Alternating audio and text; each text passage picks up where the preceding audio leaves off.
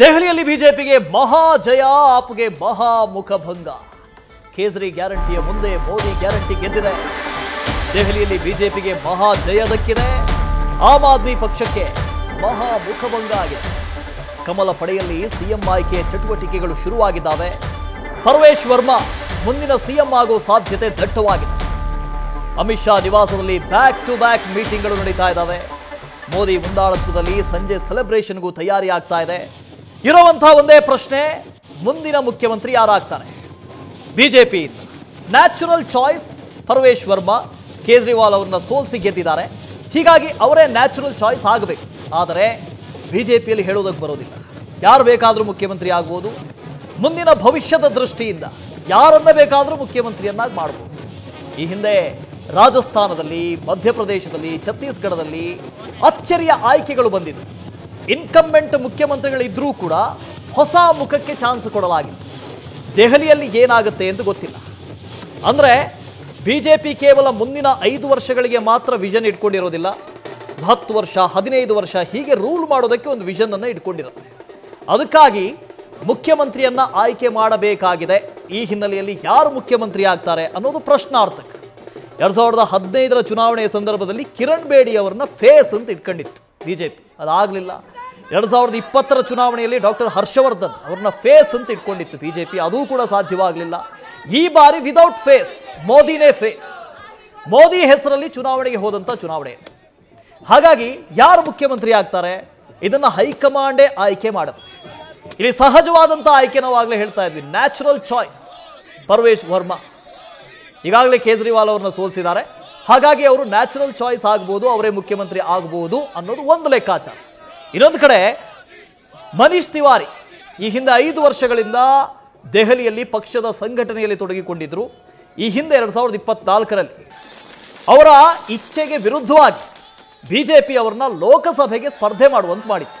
ಅವರೀಗ ಲೋಕಸಭೆ ಸದಸ್ಯರು, ಸಂಸದರು. ಹಾಗಾಗಿ ಅವರೂ ಕೂಡ ಮುಖ್ಯಮಂತ್ರಿ ಅಭ್ಯರ್ಥಿ. ಒಂದು ವೇಳೆ ಮುಖ್ಯಮಂತ್ರಿಯನ್ನಾಗಿ ಮಾಡಿದ್ರೆ ಹೇಗೆ? ಅಲ್ಲಿ ವಿಧಾನ ಪರಿಷತ್ತಿಲ್ಲ. ಕರ್ನಾಟಕದಂಥ ರಾಜ್ಯಗಳಲ್ಲಿ ವಿಧಾನ ಪರಿಷತ್ಗೆ ಆಯ್ಕೆ ಮಾಡಿಕೊಂಡು ಅಲ್ಲಿಂದ ಮುಖ್ಯಮಂತ್ರಿ ಮಾಡ್ಬೋದು. ಚಂದ್ರಮೋಹನ್ ಇದ್ರ ಬಗ್ಗೆ ಡೀಟೇಲ್ಸ್ ಕೊಡ್ತಾ ಹೋಗ್ತಾರೆ. ಚಂದ್ರಮೋಹನ್ನ ನ್ಯಾಚುರಲ್ ಆಯ್ಕೆ ಅನ್ನೋದು ಪರ್ವೇಶ್ ವರ್ಮಾ ಇದ್ದಾರೆ, ಹೌದು. ಆದರೆ ಬಿಜೆಪಿಯಲ್ಲಿ ಏನು ಬೇಕಾದರೂ ಆಗ್ಬೋದು ಅಂತ ಈ ಹಿಂದೆ ನಾವು ರಾಜಸ್ಥಾನದಲ್ಲಿ ನೋಡಿದ್ವಿ, ಮಧ್ಯಪ್ರದೇಶದಲ್ಲಿ ನೋಡಿದ್ವಿ, ಛತ್ತೀಸ್ಗಢದಲ್ಲಿ ನೋಡಿದ್ವಿ. ಅಚ್ಚರಿಯ ಆಯ್ಕೆಗಳು ಬರುವಂಥ ಸಾಧ್ಯತೆಗಳು ಕೂಡ ಇದ್ದಾವೆ. ಇಲ್ಲೇನಾಗ್ಬೋದು? ವಾಸುದೇವ್, ಮುಖ್ಯವಾಗಿ ಈಗ ದೆಹಲಿನಲ್ಲಿ MLAಗಳಾಗಿ ಆಯ್ಕೆಯಾದಂಥವರಲ್ಲೇ ಓರ್ವರನ್ನ ಈಗ ನೂತನ CM ಆಗಿ ಶಾಸಕಾಂಗ ಪಕ್ಷದ ನಾಯಕರನ್ನಾಗಿ ಆಯ್ಕೆ ಮಾಡಬೇಕಾಗುತ್ತೆ. ಈಗ ಮುಖ್ಯವಾಗಿ ಬಿಜೆಪಿನಲ್ಲಿ ಪರ್ವೇಶ್ ವರ್ಮಾ ಒಬ್ಬರೇ CM ಸ್ಥಾನದ ಆಕಾಂಕ್ಷಿಯಾಗಿಲ್ಲ ಮತ್ತು ಅವರು ಒಬ್ಬರೇ ರೇಸಲ್ಲಿಲ್ಲ.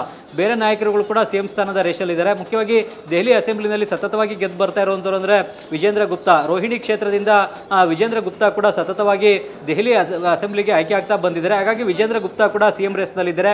ಈ ಹಿಂದೆ 2015 ಮತ್ತು 2020ರಲ್ಲಿ ದೆಹಲಿನಲ್ಲಿ ಬಿಜೆಪಿ ಪಕ್ಷ ಕೂಡ ಧೂಳಿಪಟ ಆಗಿತ್ತು. ಬಿಜೆಪಿ 3 ಸ್ಥಾನ 7-8 ಸ್ಥಾನಗಳಿಗೆ ಮಾತ್ರನೇ ಸೀಮಿತ ಆಗಿತ್ತು. ಅಂಥ ಪರಿಸ್ಥಿತಿನಲ್ಲೂ ಕೂಡ ವಿಜೇಂದ್ರ ಗುಪ್ತಾ ರೋಹಿಣಿ ಕ್ಷೇತ್ರದಿಂದ ಗೆದ್ದು ಬಂದಿದ್ರು. ಈ ಬಾರಿ ಕೂಡ ರೋಹಿಣಿ ಕ್ಷೇತ್ರದಿಂದ ವಿಜೇಂದ್ರ ಗುಪ್ತಾ ಗೆದ್ದು ಬಂದಿದ್ದಾರೆ. ಹೀಗಾಗಿ ವಿಜೇಂದ್ರ ಗುಪ್ತಾ ಕೂಡ CM ಸ್ಥಾನದ ಪ್ರಬಲ ಆಕಾಂಕ್ಷಿಯಾಗಿದ್ದಾರೆ. ಇವರ ಜೊತೆಗೆ ಈಗ ಮುಖ್ಯವಾಗಿ ರಾಜೌರಿ ಗಾರ್ಡನ್ ಕ್ಷೇತ್ರದಿಂದ ಗೆದ್ದು ಬಂದಿರುವ ಮಂಜಿಂದರ್ ಸಿಂಗ್ ಸಿರ್ಸಾ ಕೂಡ CM ಸ್ಥಾನದ ರೇಸ್ನಲ್ಲಿದ್ದಾರೆ. ಮುಖ್ಯವಾಗಿ ದೆಹಲಿನಲ್ಲಿ ಪಂಜಾಬಿ ಸಿಖ್ರು ಕೂಡ ಹೆಚ್ಚಿನ ಸಂಖ್ಯೆಯಲ್ಲಿದ್ದಾರೆ. ಈ ರಾಜೌರಿ ಗಾರ್ಡನ್ ಕ್ಷೇತ್ರದಲ್ಲೂ ಕೂಡ ಸಿಖ್ ಸಮುದಾಯದ ಮತಗಳು ಹೆಚ್ಚಿನ ಪ್ರಮಾಣದಲ್ಲಿವೆ. ಈಗ ದೆಹಲಿಯನ್ನ ಗೆದ್ದ ಬಳಿಕ ಬಿಜೆಪಿಯ ಮುಂದಿನ ಗುರಿ ಅಂತ ಅಂದರೆ ಪಂಜಾಬನ್ನು ಕೂಡ ಗೆಲ್ಲೋದು. ಪಂಜಾಬ್ನಲ್ಲೂ ಕೂಡ ಈಗ ಆಮ್ ಆದ್ಮಿ ಪಾರ್ಟಿ ಅಧಿಕಾರದಲ್ಲಿದೆ. ಅಲ್ಲೂ ಕೂಡ ಆಮ್ ಆದ್ಮಿ ಪಾರ್ಟಿಯನ್ನು ಸೋಲಿಸಿ ಮನೆಗೆ ಕಳಿಸಬೇಕು. ಅಲ್ಲಿರುವಂಥ ಸಿಖ್ ಸಮುದಾಯವನ್ನು ಕೂಡ ಬಿಜೆಪಿಯತ್ತ ಸೆಳಿಬೇಕು ಅನ್ನೋದು ಬಿಜೆಪಿಯ ಗುರಿಯಾಗಿದೆ. ಈಗ ಪಂಜಾಬ್ನಲ್ಲಿ ಸಿಖ್ ಸಮುದಾಯವನ್ನು ಬಿಜೆಪಿಯತ್ತ ಸೆಳಿಬೇಕು ಅಂದರೆ ಸಿಖ್ ಸಮುದಾಯಕ್ಕೆ ಯಾವುದಾದ್ರೂ ಒಂದು ರಾಜ್ಯದಲ್ಲಿ ಪ್ರಮುಖವಾದಂಥ ಸ್ಥಾನವನ್ನು ನೀಡಬೇಕಾಗುತ್ತೆ. ಹಾಗಾಗಿನೇ ಪಂಜಾಬ್ಗೆ ಹತ್ತಿರದಲ್ಲಿರುವಂತಹ ದೆಹಲಿನಲ್ಲೇ CM ಸ್ಥಾನವನ್ನು ಸಿಖ್ ಸಮುದಾಯಕ್ಕೆ ನೀಡಿದ್ರೆ ಪಂಜಾಬ್ನಲ್ಲೂ ಕೂಡ ಸಿಖ್ ಸಮುದಾಯವನ್ನು ಬಿಜೆಪಿಯತ್ತ ಸೆಳೆಯಲಿಕ್ಕೂ ಕೂಡ ಅನುಕೂಲ ಆಗುತ್ತೆ ಅನ್ನುವ ಲೆಕ್ಕಾಚಾರ ಬಿಜೆಪಿನಲ್ಲಿದೆ. ಹೀಗಾಗಿ ಮಂಜಿಂದರ್ ಸಿಂಗ್ ಸಿರ್ಸಾ ಕೂಡ ಈಗ CM ಸ್ಥಾನದ ರೇಸಲ್ಲಿದ್ದಾರೆ. ಇವರ ಜೊತೆಗೆ ಈಗ ಹರೀಶ್ ಖುರಾನ ಕೂಡ CM ಸ್ಥಾನದ ರೇಸ್ನಲ್ಲಿದ್ದಾರೆ. ಹರೀಶ್ ಖುರಾನ ಯಾರು ಅಂತಂದರೆ ಮಾಜಿ CM ಮದನ್ ಲಾಲ್ ಖುರಾನ ಅವರ ಮಗ. ಮದನ್ ಲಾಲ್ ಖುರಾನ ಅವರು ಕೂಡ ಈ ಹಿಂದೆ 94-96 ಅವಧಿಯಲ್ಲಿ ದೆಹಲಿಯಲ್ಲಿ CM ಆಗಿ ಆಳ್ವಿಕೆಯನ್ನು ನಡೆಸಿದಂಥವರು. ಈಗ ಅವರ ಪುತ್ರ ಹರೀಶ್ ಖುರಾನ ಕೂಡ ದೆಹಲಿ ಅಸೆಂಬ್ಲಿಗೆ ಮೋತಿನಗರ ಕ್ಷೇತ್ರದಿಂದ ಆಯ್ಕೆ ಆಗಿದ್ದಾರೆ. ಹೀಗಾಗಿ ಹರೀಶ್ ಖುರಾನ ಕೂಡ CM ರೇಸ್ನಲ್ಲಿದ್ದಾರೆ. ಹೀಗೆ ಸಾಹಿಬ್ ಸಿಂಗ್ ವರ್ಮಾ, ವಿಜೇಂದ್ರ ಗುಪ್ತಾ, ಮಜಿಂದರ್ ಸಿಂಗ್ ಸಿರ್ಸಾ, ಹರೀಶ್ ಖುರಾನ ಸೇರಿದಂತೆ 4-5 ಮಂದಿ ಈಗ CM ಸ್ಥಾನದ ರೇಸ್ನಲ್ಲಿದ್ದಾರೆ. ಇವರಲ್ಲಿ ಯಾರಾದರೂ ಒಬ್ಬರನ್ನ ಈಗ ಬಿಜೆಪಿ ಹೈಕಮಾಂಡ್ ಬಿಜೆಪಿಯ ನೂತನ ಶಾಸಕಾಂಗ ಪಕ್ಷದ ನಾಯಕರಾಗಿ ಹಾಗೂ ದೆಹಲಿಯ CM ಆಗಿ ಆಯ್ಕೆಯನ್ನು ಮಾಡಬೇಕಾಗುತ್ತೆ. ಈಗ ಬಿಜೆಪಿ ಪಕ್ಷ ದೆಹಲಿನಲ್ಲಿ ಯಾರೊಬ್ಬರನ್ನು ಕೂಡ CM ಅಭ್ಯರ್ಥಿ ಅಂತೇಳಿ ಘೋಷಣೆಯನ್ನು ಮಾಡಿರಲಿಲ್ಲ. ಆದರೆ ಈಗ ಚುನಾವಣೆಯಲ್ಲಿ ಸ್ಪಷ್ಟವಾದಂಥ ಜನಾದೇಶ ಬಿಜೆಪಿಗೆ ಸಿಕ್ಕಿರೋದ್ರಿಂದ ಬಿಜೆಪಿಯ ನೂತನ ಶಾಸಕಾಂಗ ಪಕ್ಷದ ನಾಯಕ ಹಾಗೂ ನೂತನ CM ಅನ್ನು ಬಿಜೆಪಿ ಹೈಕಮಾಂಡ್ ಆಯ್ಕೆಯನ್ನು ಮಾಡಬೇಕಾಗುತ್ತೆ. ಈಗ ಶಾಸಕಾಂಗ ಪಕ್ಷದ ಸಭೆಯನ್ನು ನಡೆಸಿ ನೂತನ CM ಅನ್ನು ಬಿಜೆಪಿ ಆಯ್ಕೆಯನ್ನು ಮಾಡಬೇಕಾಗುತ್ತೆ. ಇವತ್ತು ಸಂಜೆ ಪ್ರಧಾನಿ ಮೋದಿ ಅವರು ಕೂಡ ದೆಹಲಿಯ ಬಿಜೆಪಿ ಪ್ರಧಾನ ಕಾರ್ಯಾಲಯಕ್ಕೆ ಬಂದು ಬಿಜೆಪಿ ಕಾರ್ಯಕರ್ತರು ನಾಯಕರೊಂದಿಗೆ ಈ ದೆಹಲಿ ವಿಧಾನಸಭಾ ಚುನಾವಣೆಯ ವಿಜಯೋತ್ಸವದಲ್ಲಿ ಭಾಗಿಯಾಗಲಿದ್ದಾರೆ. ದೆಹಲಿಯ ಜನರನ್ನ ಕಾರ್ಯಕರ್ತರನ್ನು ಉದ್ದೇಶಿಸಿ ಮೋದಿ ಅವರು ಕೂಡ ಮಾತನಾಡಲಿದ್ದಾರೆ. ಅದಾದ ಬಳಿಕ ಈ ಶಾಸಕಾಂಗ ಪಕ್ಷದ ಸಭೆಯನ್ನು ನಡೆಸಿ ನೂತನ CM ಅನ್ನು ಬಿಜೆಪಿ ಹೈಕಮಾಂಡ್ ಆಯ್ಕೆಯನ್ನ ಮಾಡಬೇಕಾಗಿದೆ. Vasudev. Okay, thank you Chandramohan. ಅಭಿವೃದ್ಧಿ ಗೆದ್ದಿದೆ, ಉತ್ತಮ ಆಡಳಿತಕ್ಕೆ ಜಯ ಸಿಕ್ಕಿದೆ. ದೆಹಲಿ ಚುನಾವಣಾ ಫಲಿತಾಂಶದ ಬಗ್ಗೆ ಪ್ರಧಾನಿ ನರೇಂದ್ರ ಮೋದಿ ಅವರು ಟ್ವೀಟ್ ಮಾಡಿದ್ದಾರೆ.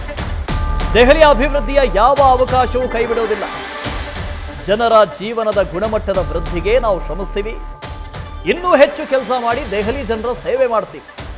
ಎಕ್ಸ್ನಲ್ಲಿ ಪ್ರಧಾನಿ ನರೇಂದ್ರ ಮೋದಿ ಸಂದೇಶ ರವಾನೆ ಮಾಡಿದ್ದಾರೆ. ಇದು ಡಬಲ್ ಇಂಜಿನ್, ಕೇಂದ್ರ ಹಾಗೂ ರಾಜ್ಯದಲ್ಲಿ ಬಿಜೆಪಿ ಡಬಲ್ ಇಂಜಿನ್ ಸರ್ಕಾರ. ಹಾಗಾಗಿ ನಾವು ಯಾವುದೇ ಅವಕಾಶವನ್ನ ಬಿಟ್ಟು ಕೊಡುವುದಿಲ್ಲ.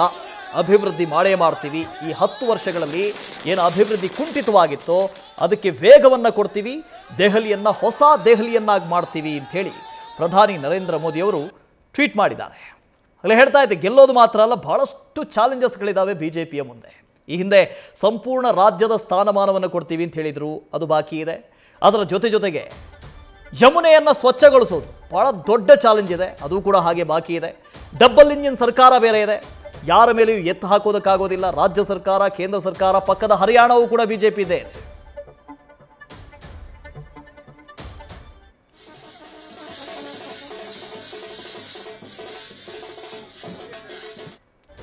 ದೆಹಲಿ ವಿಧಾನಸಭೆ ಚುನಾವಣೆ ಸೋತು ಆಮ್ ಆದ್ಮಿ ಪಕ್ಷ ತೀವ್ರ ಮುಖಭಂಗ ಅನುಭವಿಸಿದೆ.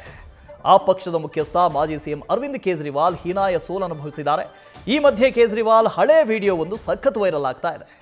ದೆಹಲಿ ಚುನಾವಣೆಯಲ್ಲಿ ಆಮ್ ಆದ್ಮಿ ಪಕ್ಷ ಗೆಲ್ಲಿಸಿದ್ರೆ ನಾನು ನಿಮ್ಮ ಮಧ್ಯೆ ಇರ್ತೀನಿ, ಇಲ್ಲದೆ ಹೋದರೆ ಕಮಲದ ಬಟನ್ ಅನ್ನು ಒತ್ತಿದ್ರೆ ಒಂದು ವೇಳೆ ನಾನು ಜೈಲಿಗೆ ಹೋಗಬೇಕಾಗತ್ತೆ ಅಂತ ಕೇಜ್ರಿವಾಲ್ ಹೇಳಿದರು ಈ ಹಿಂದೆ. ಇದೀಗ ದೆಹಲಿ ಅಬಕಾರಿ ಹಗರಣ ಮತ್ತು ಆಪ್ ಅಭ್ಯರ್ಥಿಗಳಿಗೆ ಲಂಚ ನೀಡಿಕೆ ಆರೋಪದ ಕೇಸ್ನಲ್ಲಿ ವಿಚಾರಣೆ ಎದುರಿಸ್ತಾ ಇದ್ದಂಥ ಕೇಜ್ರಿವಾಲ್ ಮತ್ತೆ ಜೈಲಿಗೆ ಹೋಗ್ತಾರಾ ಅನ್ನೋ ಕುತೂಹಲ ಮೂಡಿದೆ. दबा दिया तो मेरे को जेल जाना पड़ेगा और अगर झाड़ू दबाओगे तो आपके बीच में रहूंगा. अगर आपने कमल का बटन दबा दिया तो मेरे को जेल जाना पड़ेगा और अगर झाड़ू दबाओगे तो आपके बीच में रहूंगा. अगर आपने कमल का बटन दबा दिया. न्यूज़ फर्स्ट निर्भीतिಯಿಂದ ನಿಮ್ಮ ಪರವಾಗಿ.